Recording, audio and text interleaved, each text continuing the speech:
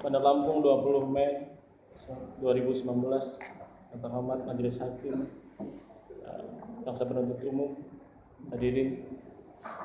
Pada hari ini kami tim penasihat hukum dari Arif Suparman bin Saroni akan menyampaikan nota pembelaan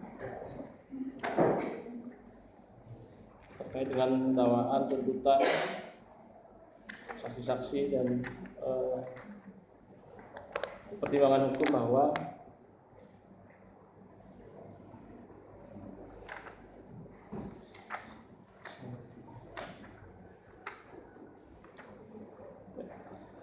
unsur pasal yang dikenakan oleh jaksa penuntut umum menjadi hal yang debatable karena unsur ini mengisyaratkan harus terpenuhi perwujudan rasa kebencian atau permusuhan itu sendiri secara de facto. Sehingga menurut hemat kami unsur pasal 28 ayat 2 junto pasal 45A ayat 2 ini tidak berdiri sendiri dalam arti formil, akan tetapi harus turut pula memenuhi unsur material sebagai bentuk perbuatan yang selesai. Bahwa dalam fakta persidangan terungkap pelaporan atas diri terdakwa hanya untuk antisipasi dan rencana pertandingan amal yang akan dilaksanakan pada tanggal 13 Januari 2019. Antisipasi ini terkesan dipaksakan. Hal ini terungkap atas keterangan saksi Heri Setiawan.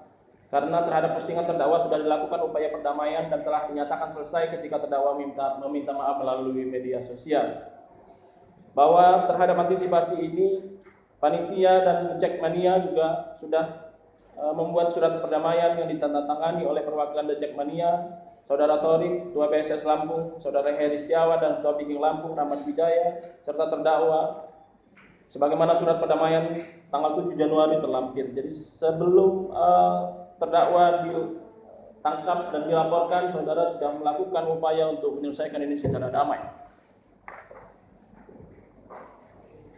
Bahwa berdasarkan keterangan saksi Aibda Yuliansa, terdakwa hadir bersama keluarganya di Satintelkam Polresta Bandar Lampung tanggal 8 Januari 2019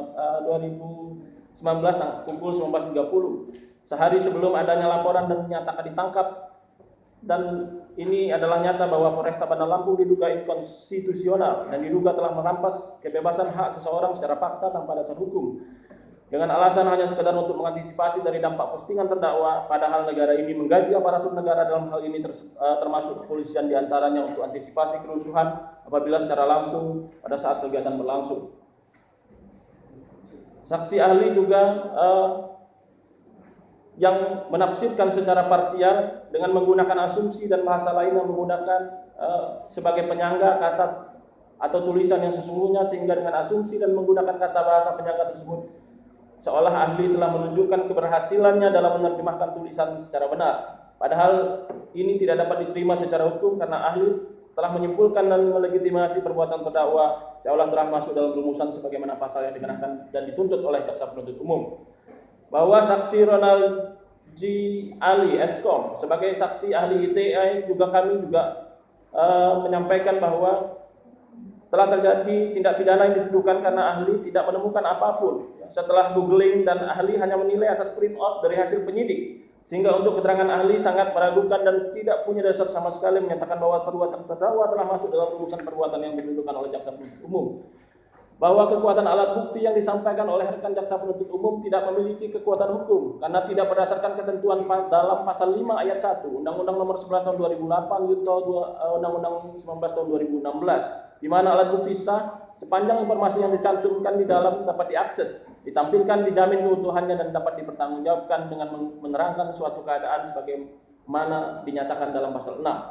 Bahwa jaksa penuntut umum maupun penyidik tidak melakukan upaya untuk menguji suatu informasi elektronik atau dokumen elektronik sebagaimana dimaksud dalam pasal 6 karena tidak adanya hasil verifikasi dari pusat laboratorium Mabes Polri terkait sepanjang informasi elektronik atau dokumen elektronik tidak dapat diakses, tidak dapat ditampilkan kembali, tidak dijamin keutuhannya, maka tidak dapat dipertanggungjawabkan sehingga menerangkan